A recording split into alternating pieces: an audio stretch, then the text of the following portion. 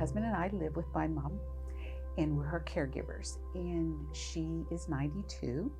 So what we do is help her out with things. She's able to walk, do everything she wants. She helps me with planting, with the garden, with doing everything. My mother sews, and her sewing machine's constantly running, making things for her great-grandchildren. So she is constantly walking around doing things. Easter time, we were together as a family, everybody together. And that week, she started not feeling very well. She started not thinking very well with things, not being able to walk. And she says, "Deb, there's something the matter."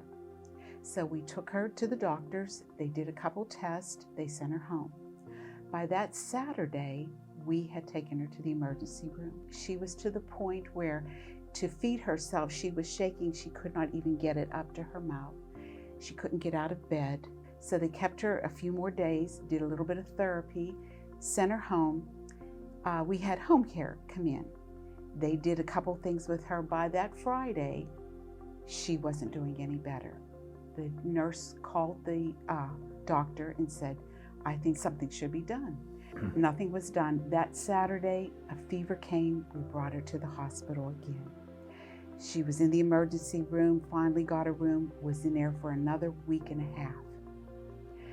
At that point, she was looking better. Her hands weren't swollen. Her feet started coming down a little bit. She was on Lasix. So they said, "We're going to send her home again." I said, "Okay." That Tuesday night, she started getting a fever again. At that point, I said, "Lord, this is it. You have to take care of her. I don't want to put her through this. My mother is only 88 pounds, a little Italian lady." I said, "No, we cannot do this to her again." The fever kept going up. So I called the doctor, and this was about 10, 11 o'clock at night. And he said, "Do you really want to take her to the hospital?" And I said, "No." I said, "I want her home."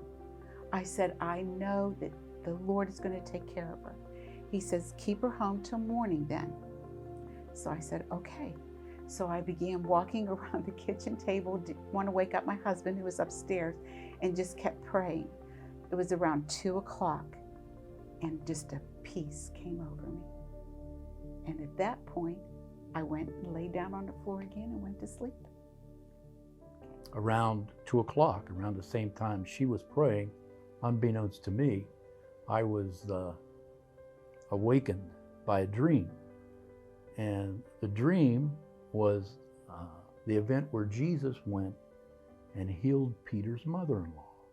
So I started praying for my mother-in-law, that the Lord would touch her and rebuke the fever. And after a while in prayer, I fell back to sleep.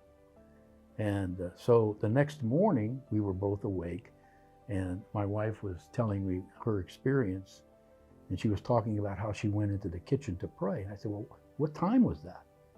And she said, "Around 2 o'clock. I said, "Well, I had no idea you were down there. You had no idea I was upstairs. And we're praying both at the same time, It was just a unique, beautiful way Amen. For God to speak to both of us and use us in prayer. We're a team. Amen. We're a team. And we were teamed up that night, and it was a beautiful experience. I treasure it. To God be the glory. Yes.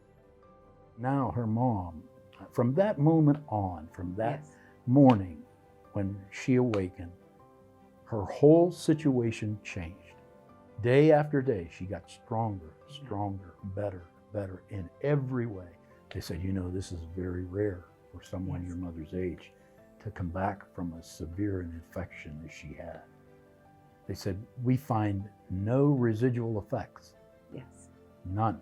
Everything is normal, they said. So, they're astounded. She says, "I know that Jesus touched me. I know that." Because she was just, I didn't think we'd have her. I really didn't.